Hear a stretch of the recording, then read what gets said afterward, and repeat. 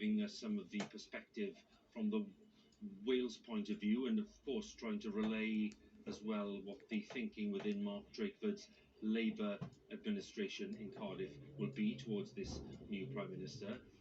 Nick Eardley, our chief political correspondent, is with me. We're looking at the images.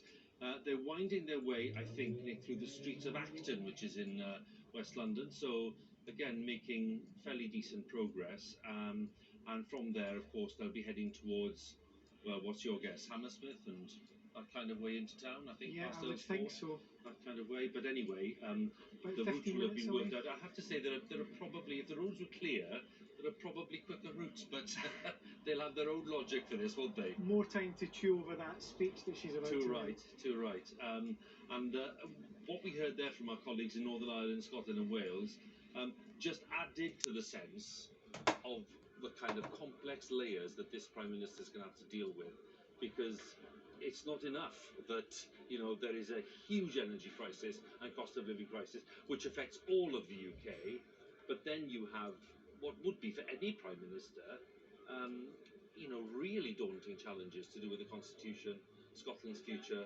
Wales's relationship with the rest of the Union in terms of, you know, is it getting its fair share? This is one of the big Labour themes, and of course Northern Ireland with that protocol. So it really is difficult to, you know, overstate, isn't it? It's an inbox that is actually overflowing with solutions that, frankly, nobody's been able to find so far.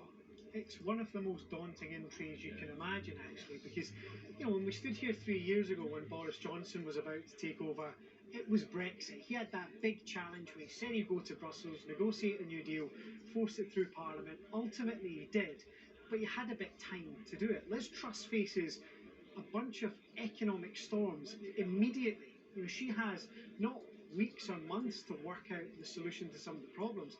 For some of them, she has a matter of hours. Within days, she's going to have to set out what she wants to do on energy. But this is not going to be an easy premiership. And I found it really interesting just chatting to some of her supporters. There's a few dozen MPs at the other side of Downing Street waiting to come up here to watch Liz Truss, but some of them down there speaking to some aides who are going to be about this building in the next few days, they get the sense that this is a really difficult time for the country. And, you know, Liz Truss is an optimist.